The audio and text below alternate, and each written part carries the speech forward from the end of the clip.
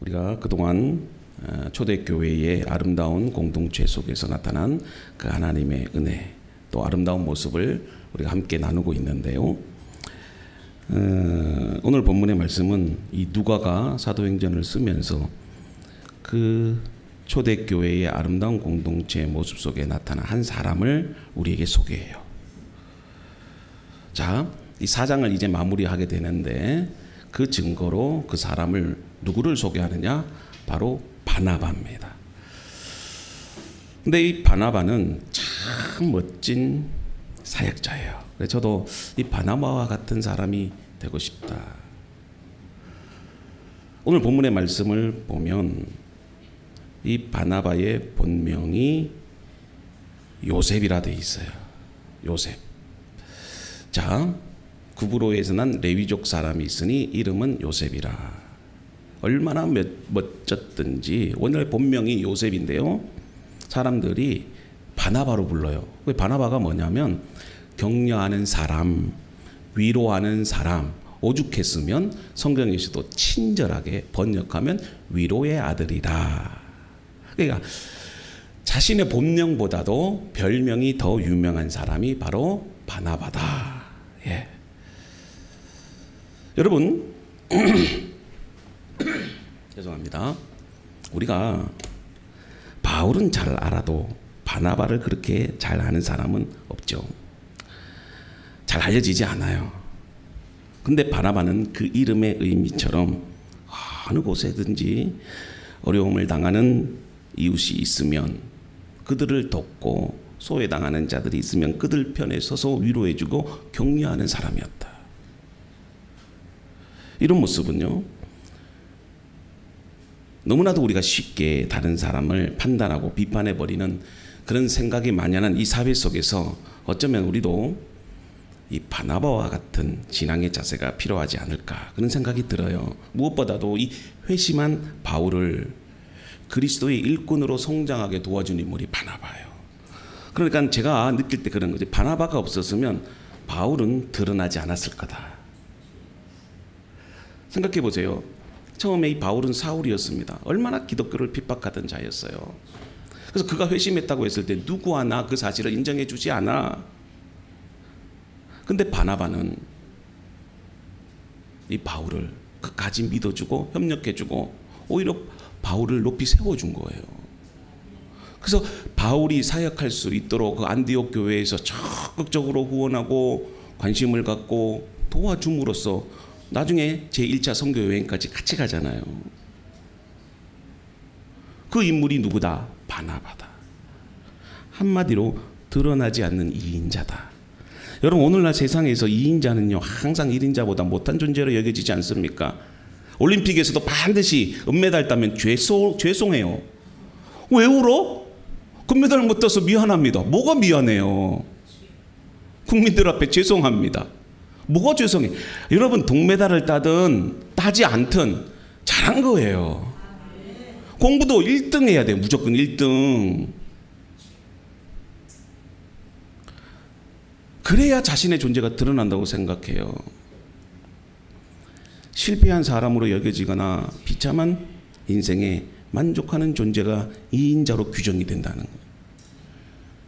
그래서 대부분의 사람들이 1등 아니면 실패자다. 그래서 어떻게 해서든지 다른 사람들을 밟고 서서라도 으뜸이 되어야 한다. 근데 바나바는 그렇지 않았다는 거죠. 자신의 사명을 알았어. 비록 바울이 이름을 높이고 바울이 두각이 되고 바울을 기억하는 사람들이 많아도 바나바는 그 뒤에서 묵묵히 2인자의 길을 가요. 참으로서 자기 역할을 다 합니다. 그뿐만이 아니라 어려운 이웃들이 있거나 교회가 힘들 때는요 적극적으로 나서서 그 필요를 채워주고 도와주는 사람. 그래서 오늘 이 시간 이후로부터 한 2, 3주에 걸쳐서 이 바나바에 대해서 계속 여러분들에게 좀 얘기를 할 거예요. 우리가 그전에는 은혜 받는 사람의 특징에 대해서 우리가 몇 가지로 나누어서 말씀을 들었잖아요. 그전에는 성령의 권능과 능력에 대해서 말씀드렸듯이 이제는 우리 한 사람 이 바나바에 대해서 우리가 생각해 보고자 해요. 사실 오늘 바나바를 다 끝내려고 했지만 우리 선교사님 또 선교 이야기를 해야 되기 때문에 짧게 줄였어요. 오늘 본문에서도 2구절밖에 안 나와. 근데 이 바나바를 통해서 우리에게 주시는 교훈의 말씀을 한번 묵상해보고 하나님의 뜻이 무엇인가를 생각해 보려고 해요. 자, 다시 한번 우리 한번 읽어봅시다. 시작. 구브로에서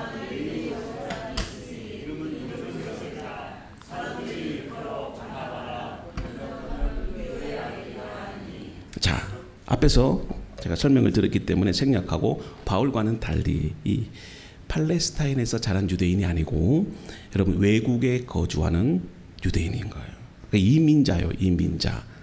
또 보니까 레위 족속이었다고 합니다. 자, 레위 족속이라고 해서 여러분들 다 제사장도 아니고 뭐 선지자도 아니고 더욱더 이 바나바는 사도도 아니었습니다. 사도는 그럼 어떤 사람을 말하느냐? 예수님의 제자를 말하는 거예요. 예수님의 제자가 이제는 곧 사도로서 사역을 펼쳐나갑니다. 바나바는 예수님의 제자도 아니었어요. 그래서 그는 레위인으로서 여러분들과 같은 평신도였어요. 근데 사도행전을 쭉 읽어보면 이 바나바는 초대교회에 사도 바울과 버금가는 중요한 지도자의 위치에 있습니다. 그래서 안디옥 교회를 통해서 이제 이 바울이 본격적인 선교사역을 펼쳐나가는 데 있어서 핵심적인 인물이 바나바예요. 저도 바나바를 연구하면 연구할수록 정말 우리 성도들이 꼭 기억하고 잊지 말아야 될 사람이다. 저는 그렇게 생각해 왔습니다. 물론 성경을 묵상하면서 우리가 꼭 알아야 할 믿음의 사람들이 있어요. 그러나 비록 바나바와 같이 이 사도 바울이 이방인 선교를 위해서 쓰임받을 수 있도록 이끌어주고 또 돕고 협력한 그 모습은 비록 성경에 기록되지 않는다 할지라도 우리가 찾아내서 발굴해서 본받고 기억하고 여러분들도 바나바와 같은 삶을 살아야 된다. 자, 그러면 우리가 무엇을 본받아야 되느냐? 오늘 첫 번째 시간으로 바나바는 자신의 필요보다 다른 사람의 필요를 먼저 생각하는 사람이에요. 자, 34절과 35절인데요. 그 중에 가난한 사람이 없으니 이는 밭과 집 있는 자는 팔아 그 판 것의 값을 가져다가 사도들의 발 앞에 두매 그들이 각 사람의 필요를 따라 나누어 줌이라.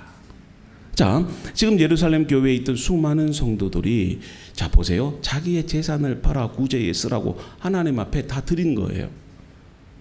근데 여러분 36절과 37절에 보면 자 여기 보세요. 지금 얼마나 많은 사람들이 지금 하나님 앞에 자기의 재산을 팔아서 구제에 쓰라고 다 바쳤을까요? 근데 유독 보세요. 바나바만 이름이 기록되어 있어. 그 뜻이 있겠죠. 물론 다른 성도들도 구제 헌금에 동참을 했을 거예요. 근데 누가는 이 바나바가 가장 모범이 될 만큼 정말 성실한 사람이었고 하나님의 뜻에 합한 사람이었다. 지금 그걸 우리가 볼 수 있는 겁니다. 자, 예루살렘 교회는 지금 성령의 역사로 엄청난 부흥을 이루었잖아요. 짧은 시간에 정말 많은 교인들이 교회로 몰려든 겁니다. 교회가 성장한다고 여러분 보세요. 부흥한다고 그 교회가 문제가 없는 게 아닙니다. 예루살렘 교회도 마찬가지였어요. 정말 수많은 교인들이 함께 몰려들다 보니까 거기에는 많은 필요와 문제가 발생했어요. 그 당시에 우리가 역사서를 읽어보면 사도행전에 나타난 예루살렘 교회는 참으로 가난한 교회였다. 아니, 가난한 사람들이 너무 많았다는 거죠. 로마의 속박으로 인해서 수 없는 그 세월을 핍박과 강탈, 무거운 세금으로 정말 눌려 지내왔던 사람들이에요. 당연히 그들은 사는 것이 힘들었을 거예요. 근데 베드로를 비롯한 사도들이 예수 안에 행복이 있고 예수 안에 기쁨이 있고 예수 안에 위로가 있어요. 그 말을 듣고 사람들이 가난한 사람들이 어디로 몰려든 거예요? 예루살렘 교회로 몰려들기 시작합니다. 복음을 듣고 회심하고 교회 안에 몰려들기 시작한 거예요. 왜요? 신앙을 통해서 위로받고 소망을 얻고자 하기 위해서. 그런데 시간이 갈수록 교회 안에 이제 문제가 생기는 거예요. 무슨 문제예요? 점점 가난한 사람들이 교회로 몰려들자 교회가 이제 그 가난한 사람들을 어떻게 해야 될까? 그런 문제점이 생기는 거예요. 그래서 본문과 사도행전 6장을 여러분들 읽어보면 이제 교회 안에 구제에 대한 문제가 발생되는 것을 여러분들이 알 수 있어요. 바나바는 그 필요를 본 거예요. 그래서 자기의 소유를 다 팔았어요. 성경에 보면 전부를 내놓았다 그렇게 말을 합니다. 여러분 생각해 보세요. 일부를 드릴 수는 있어도 전부를 드린다. 이건 결코 쉬운 일이 아니잖아요. 제가 오늘 여러분들에게 무슨 헌금을 강요하는 게 아니라는 거죠. 그 본질을 여러분들이 알아야 된다. 근데 그 어려운 일들을 누가 한 거예요? 초대교회 성도들이 한 겁니다. 특히 누가는 초대교회 성도 중에서 바나바를 주목하라. 바나바를 좀 여러분들이 기억했으면 좋겠다. 그렇게 소개해요. 요즘 한국 사회도 기부에 대한 관심이 많잖아요. 근데 순수한 마음으로 하면 얼마나 좋을까요? 그런데 여러분 기업과 개인은 자기 홍보, 자기 자랑 그런 이유로 여러분들 기부하는 사람들이 많아요. 회사도 마찬가지예요. 제가 가끔씩 이렇게 동사무소 같은데 주민센터 같은데 가서 우리 교회가 성도들이 이렇게 헌금한 구제 헌금을 제가 이렇게 드리면은 목사님 사진 찍고 가실 거지요? 기부금 납입 증명서 떼줄까요? 그리고 꼭 사진을 찍어야 돼. 그래놓고 500만 원 이상 되면요 또 이걸 신문에 내줘요. 그래서 제가 그런 거 하지 마라. 우리는 절대 그런 거 원치 않는다. 그냥 우리의 마음만 받아주라. 너무 금액이 작아서 죄송할 뿐이다 그래요. 자기를 드러내는데 익숙하다는 거죠 사람이. 바나바가요 자기 재산을 전부 내놓은 것은요 여러분 공명심에 사로잡혀서 그런 게 아닙니다. 뭐 교회 장로가 되려고 뭐 권사가 되려고 중직자가 되려고 헌금한 게 아니에요. 그러면 뭐 자기가 돈이 많아서 자기가 뭐 재물이 필요 없어서 넉넉한 가운데 바친 것도 아닙니다. 자기가 자기 소유를 팔아서 사도들 앞에 이렇게 나누기 위해서 준 것은요 정말 가난한 자들에게 조금이라도 격려가 되기 위해서. 여기서 우리가 알아야 될 것은 가난한 자들을 돕는 데 있어서 여러분 재산이나 돈, 사회적 명성, 권력이 필요한 게 아니라는 겁니다. 하나님의 역사는 보리떡 5개와 물고기 2마리로도 수만 명의 사람을 먹고도 배부르게 할 수 있는 능력이 있는 거예요. 돈이 중요한 게 아니야. 어떤 일을 교회에서 무조건 하려고 하면 목사님 돈이 들어가는데요. 그놈의 돈. 교회 와서도 돈. 그렇잖아요. 제가 여러분들에게 뭐 성전 건축 헌금 하라고 안 했는데 여러분들이 정말 작은 금액이지만 그게 씨앗이 되어서 여러분 겨자씨와 같이 자라서 많은 열매를 맺는 거예요. 그래서 저는 항상 그래. 여러분들의 강요하지 않아. 교회 청소든 전도든 교회 뭐 주방봉사든 교사든 성가대든 여러분들이 스스로 하세요. 스스로. 안 하면 뭐 목사님들이 할게. 제가 교육자들을 한 10명 정도 두고 10명 시킬게. 그러니까 여러분들은 뭐냐? 은혜 받는 일, 성령 충만 받는 일, 그런 일에 신경을 써야 돼. 근데 이것도 안 하고 저것도 안 하면 교회 청소라도 해야지 뭐.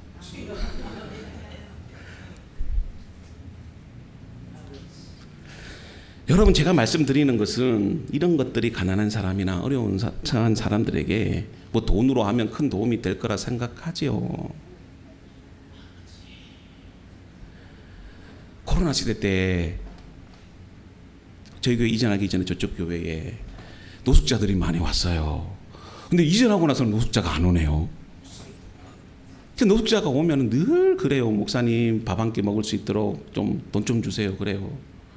그러면 저는 이렇게 이제 오면 여러분들 제가 한번 얘기한 적이 있는데 그냥 주지 않아. 한 30분 동안 복음을 전해요. 그리고 꼭 영접기도 시키고 그리고 나서 줘요. 근데 어떤 노숙자가 씩씩거리면서 한 번 왔어요. 코로나라고 큰 교회들이 다 문을 걸어 잠그고 만나주지도 않는데 근데 와 목사님은 만나주더래요. 저보고.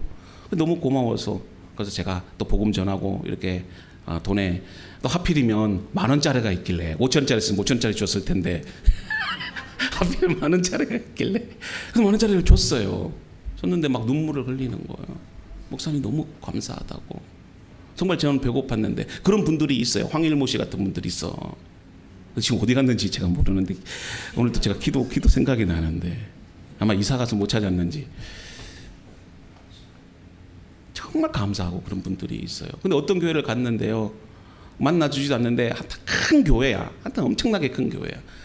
갔는데 구제 헌금이라고 뗄랑 500원을 주더래요. 요즘 애들한테 500원 줘도 욕먹어요. 그럴 바에는 안 하는 게 낫지요. 그럼 뭐 하는 겁니까?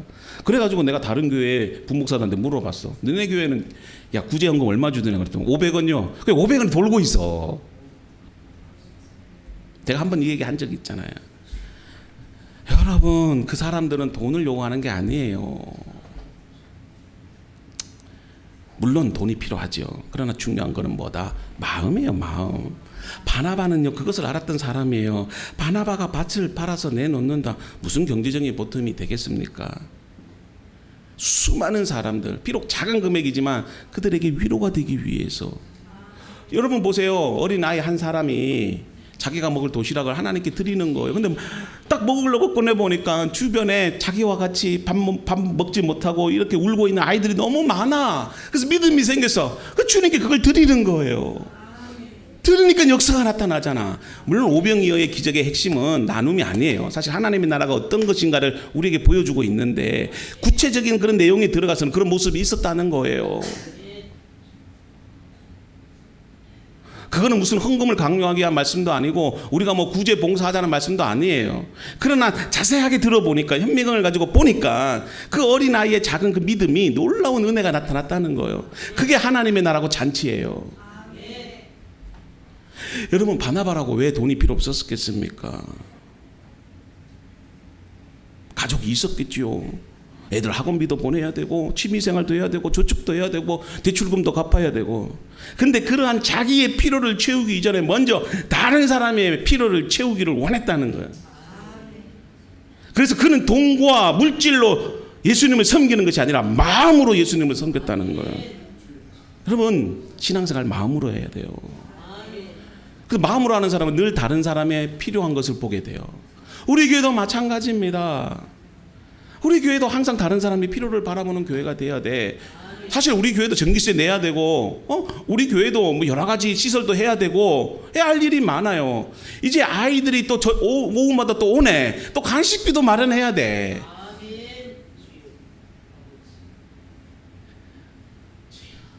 그러나 여러분, 우리가 최선을 다해서 마음으로 섬기면 되는 거예요. 우리가 선교사님들 돕는 것도 돈 몇 푼 그게 중요한 게 아니야.